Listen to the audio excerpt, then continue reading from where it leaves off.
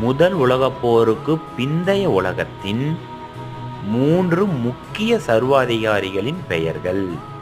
Hitler Germany, Mussolini Italy, Franco Spain.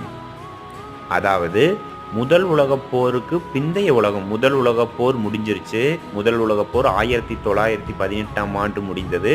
அந்த முடிவடைந்த நிலைக்கு பின்னாடி இந்த உலகத்தில் 3 பெரும் சர்வாதிகாரி தலைவர்கள் உருவானாங்க.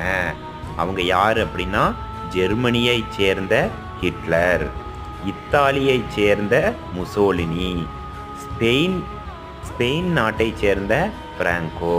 அப்போ இந்த 3 பேர் முக்கிய சர்வாதிகாரிகளாக திகழ்ந்தாங்க.